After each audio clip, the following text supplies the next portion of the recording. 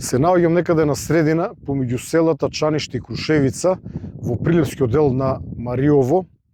Огнот, кој што синоќа опустоши дел од селото Чаниште, во текот на ноќта, раните утрески часови, предпладневните часови беше безмалку целосно совладан.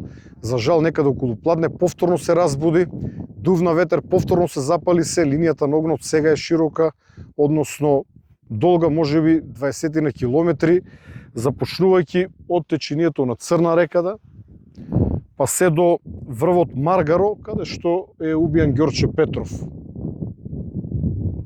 Долга линија, овде на лице место се наоѓаат прилепските пожарникари, со поддршка на повеќе тимови на ДЗС, составени од огнени тимови на ДЗС, составени од доброволци од Битола.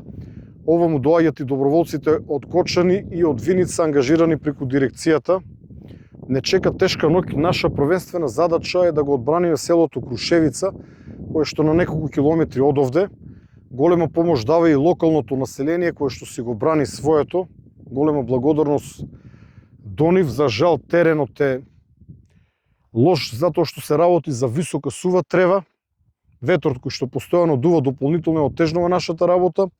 Тракторите на дирекцијата прекинаа дел од огнената линија, која што значително сега е намалена во оној дел кој што го загрозува блискиот манастир и селото.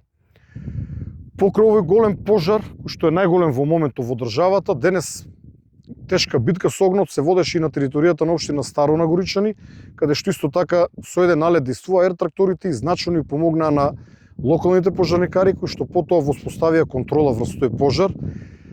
Кај селото Слап, каде што повеќе денови имавме пожар од Велешката страна, сега имаме само остатоци, пожарот е целосно исконтролиран благодарение на велешките пожарникари. На други места немаме алармантни пожари.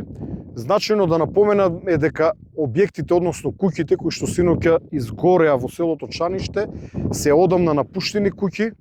Не изгоре ниту една куќа во која што активно живеат луѓе, десетината жители на ова село. Сите жители синоќа се вратија во своите куќи да одморат во нив после стресот кој што го преживеаја. Постои можност да има изгорено некоја куќа која што сопствениците ја користеле како викендица, односно повремено престојувале во неа.